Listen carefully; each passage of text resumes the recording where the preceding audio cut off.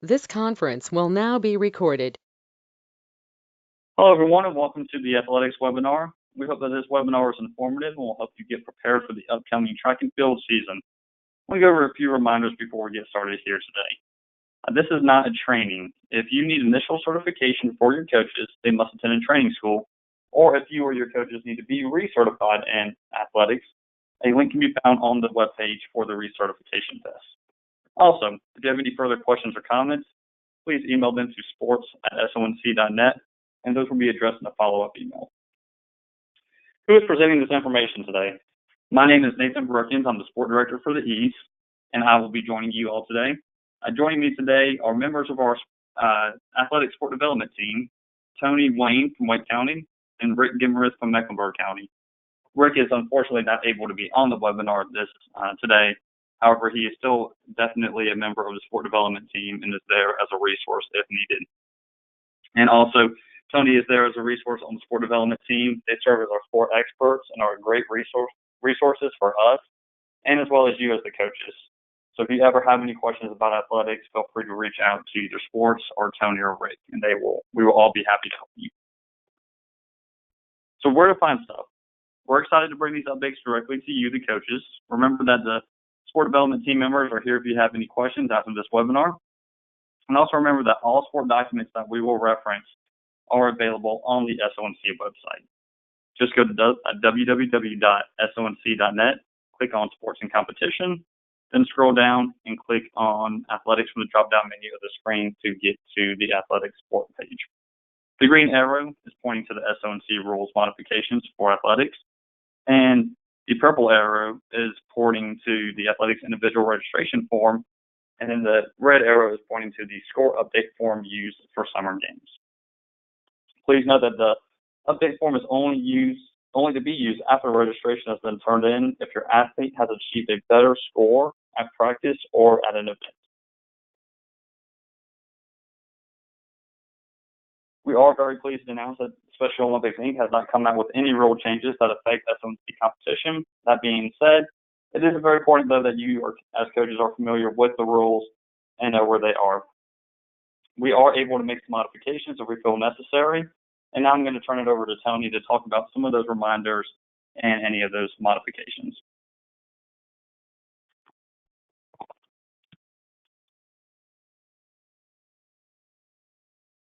Excuse me, I had to turn it off mute. Can you hear me okay, Nathan? Yep, you're good. Okay. Just like to welcome everybody to the webinar.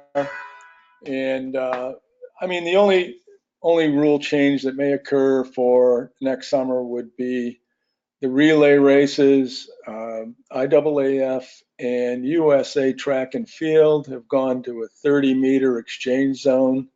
That includes the current fly zone plus the 20-meter exchange zone. So coaches should be aware that you've got 30 meters now to make that exchange. The main topic is for the last year and a half or longer has been maximum effort rule. Special Olympics North Carolina uses the maximum effort guidance as a way to ensure fairness to all athletes in the current absence of mandatory qualifiers. The basic premise is to assure that the athlete will compete at their maximum effort as directed by Article 1 of Special Olympics.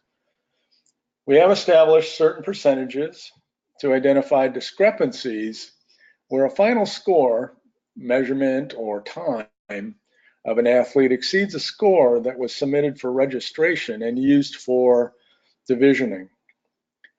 The review of the exceedances of maximum effort may result in disqualification of the athlete, notice, and or some other options. Notice of what the percentage is based on event category can be found in the Sonic Athletic Rule modifications.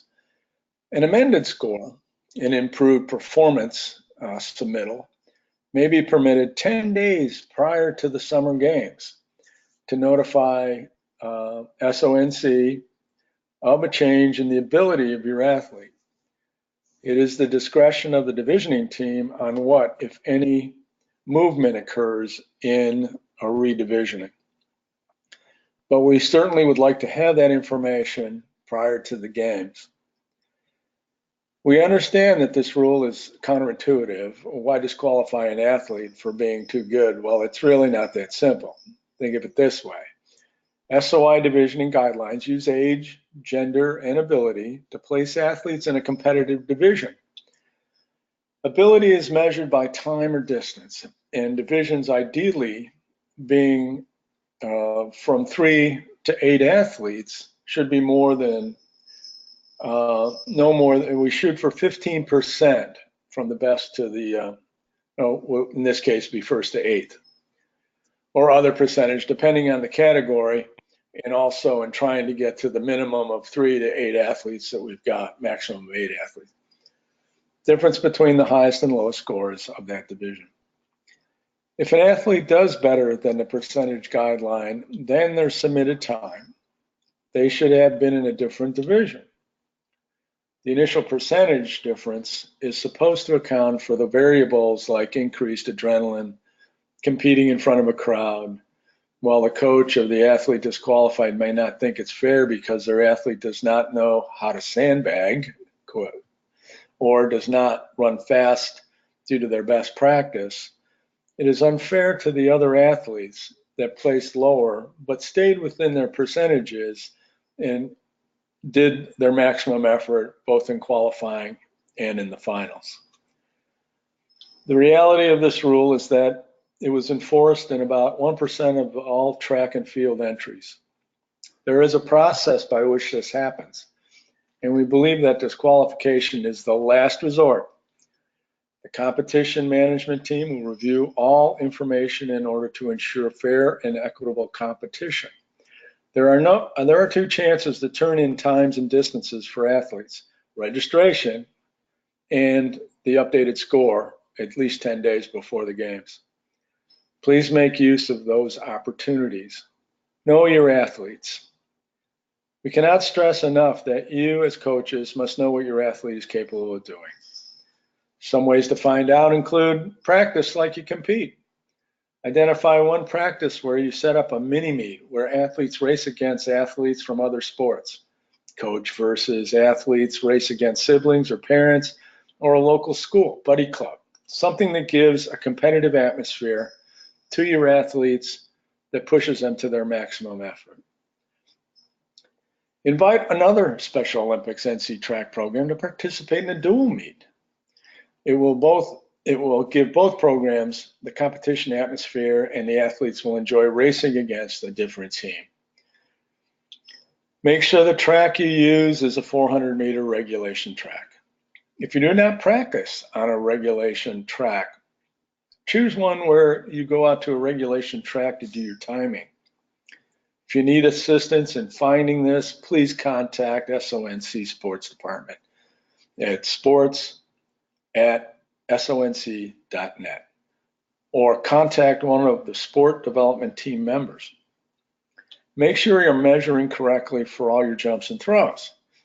Diagrams on how to measure and set up are available at the SONC athletic page. Make sure all your measurements are in meters and centimeters. We do not use the imperial measurements of feet and inches. Make sure you choose the correct event for your athlete too. State level event, summer games. Just a few things about the summer games. We will most likely be at St. Augustine's University in Raleigh again. They have been fantastic hosts for us in the last few years, and we look forward to working with them again. Competition will be held on Saturday and Sunday. All races and divisions will be final, except for the relay team. Relays will compete in the preliminaries on Saturday and the finals on Sunday. We will again hold the coaches meeting over the webinar the week of summer games. Coaches will have a chance to submit questions before and after during the webinar. Athletics is one of the 9 sports at summer games, making summer games the largest state level event for Special Olympics in North Carolina. Typically, lead up and development track events occur on Saturday morning, along with traditional field events. Saturday afternoon events are typically traditional track and lead up and developmental field events. On Sunday morning, traditional and lead up track and field events round out the competition. Registration forms and deadlines for the summer games are listed on the athletics sports page. Please look at those. Long jumps. The standing long jump is just that, a standing long jump. We realize that sometimes it is confusing as to which board or line to use. For training purposes, take athletic tape and pull the tape across the jump runway at the end of the runway and right at the beginning of the pit. Make this line your takeoff line. It's about 2 inches wide. Make it 4 inches wide just so the athlete has a wider line. And then train your athlete to jump from behind this line or on the line. At the games, there'll be an 8-inch white line in which the athlete can stand on. They only foul when they go over that white line. In order for an athlete to qualify in the running long jump for Sonic Summer Games, they must be able to jump 1 meter. This is the distance from the edge of the takeoff board closest to the pit to the edge of the pit. Also, athletes competing in the running long jump must take off with 1 foot. Please train your athletes accordingly. Note that in the standing long jump, you must take off with both feet at the same time. Choosing events for athletes. Event selection for athletes can be challenging in that you want your athlete to be challenged, but you also want them to be successful. My advice as the coach would be, Rick would put some words of wisdom here, so I'll try and put some here. In the softball throw, you have a softball thrower that can throw 25, 30 meters. Well, the cutoff for most Special Olympics softball throws is 20 meters. The athlete might be ready for javelin throw. And so you work on the mini javelin and move to that level of competition. They've demonstrated their capability and ability with the softball.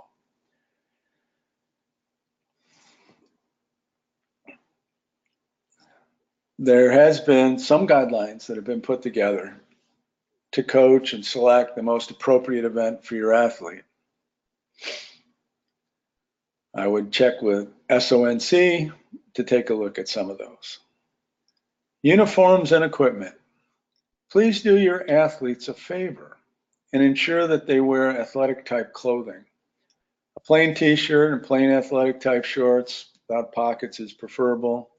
And athletic shoes, not street shoes, not flip-flops, are perfectly fine. Matching team jerseys are nice, but can be pricey. However, in a relay, they all must have the same jersey. And remember, it does no one any good to have athletes competing in jeans or khakis. They are uncomfortable in this type of sport and not permitted. If you have athletes competing in shot put, softball throw, or mini javelin, please make sure you have the proper equipment to train. And that is the correct weight for your athlete, depending on the gender and age. If you have questions that cannot be answered by the Special Olympics Inc. rules found on the athletic page for the Sonic website, then please contact a member of the Sonic Sport Development Team or SONC sports staff.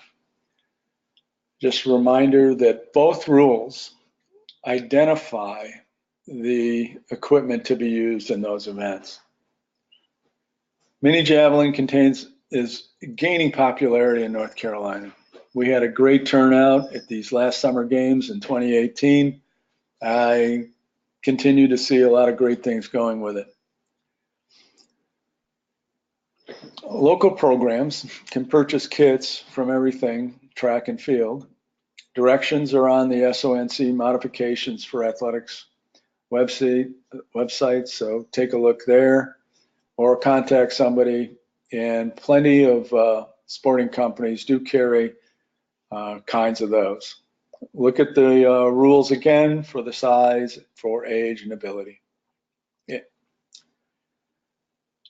Additional competition opportunities. Providing athletes with a competition opportunity does not have to be a daunting task. There are three main types of competition we would like to encourage you as coaches and coordinators to potentially offer to your athletes. A scrimmage. It's a small gathering of one or two programs get together one time to have a chance to race or compete against another team or athletes from another county. Proper divisioning and awards are not necessary. The goal is just to compete alongside another team for fun and as a break from the regular routine. This is most easily done in conjunction with one team or a program practice time, so very little extra effort is needed by either team other than travel, obviously. A side note to that, there's also the possibility of training or competing at the unified level with high schools or middle schools. The rules for those are very simple. It's all based on ability. And all you do is find out the times for those athletes that you're competing against and properly match people up. An invitational may look more like a traditional track meet. This can be a one-time event or annual event where there are multiple programs, awards, proper divisioning, officials, etc. Still does not need to be huge, however. We highly encourage local programs to host any one of these types of competitions. These events do not have to be large events like past qualifiers. They can be just a couple of local counties getting together weekly to play each other, or a one-day event to give your athletes more opportunities to play. Please let the sports staff know if we can help in the planning process. We are here to help with the planning and can provide resources if it's needed for the event. Coaching levels. The following are coaching levels for Special Olympics North Carolina. A sport assistant is a volunteer that helps on a regular basis with your team, but maybe isn't a specific sports coach or just hasn't taken the training yet. Instead of a chaperone, they will be designated as a sports assistant for state level events. Required training and paperwork for a sport assistant is volunteer screening form, which successful background check, general orientation to Special Olympics North Carolina, some concussion training, updates every 3 years, and protective behavior trainings, updates every 3 years. Level 1 coach has the requirements of a sport assistant, as well as completing a sport-specific training school and 10 practicum hours working with athletes. Sports certification must be updated every 3 years. A level 2 coach has the requirements of level 1 coach, as well as completing a coach Special Olympic athletes course, as well as sportsmanship training. These trainings are considered complete when finished and do not have a renewal requirement. A level 3 coach has the requirements of level 2 coach, as well as completing CPR and first aid certification, principles of coaching, and an additional national governing body sport-specific training. Say for bowling, that would be covered by USAT for bowling. For athletics, that would be covered by USA Track and Field. Principles of coaching does not have a renewal requirement, but a coach must be current on their CPI and first aid and the national governing body course to maintain a level 3 certification. For those USA Track and Field courses, they come up once in a while and they are online, but you can still get those done every 3 years. Please send all the certificates of your completion for these courses to Special Olympics North Carolina at sports@sonc.net so they can be added to your coaching certification record. Love to know who you are and what you're doing. Training schools. We will be conducting with our new training school model that we enrolled last season. There will be 3 training schools offered per sport season in varying locations. One training will be located in the western part of the state, one in the eastern part of the state, and one in more central location. We will offer both fall and spring sports training at each training school for both sessions. The structure of the training school will be morning in session. Sports offer 8:30 to 11:30. Afternoon will be offered from 12 to 3 p.m. for off-season sports. We will continue to offer coaching Special Olympic athletes in person during both sessions of each training school. This training will count in place of the online CSOA course. We highly encourage that new and returning coaches take this in person. In addition to the changing of the structure, there is another bonus added to the coaches. Coaches are now able to receive 2 certifications in one training school. Coaches may elect to take a morning session training and an afternoon session training if they would like. This makes it easier and quicker for coaches to receive certification in multiple sports. Registration must be done by the local coordinator online. More information about the training schools and dates and locations can be found at the Special Olympics North Carolina website. Team management reminders. Sportsmanship. It is increasingly important for all of us to constantly remind ourselves of sportsmanship. We all represent Special Olympics at practice, events, and on the road. You as coaches are the role models for your athletes, so we expect exemplary sportsmanship from all of you. Additionally, there are many athletes who are capable of taking on a leadership role in their sport. Although we encourage them to become coaches, we have found that most want to continue competing. Serving as a team captain in a great way to be a leader while still competing, and who better to get the message of sportsmanship out across the movement than an athlete themselves. There are 2 athletes that I know that one is a great coach for Wake. The other one has become a great official. Team captain. Special Olympics North Carolina encourages each local program to designate a team captain for each sport.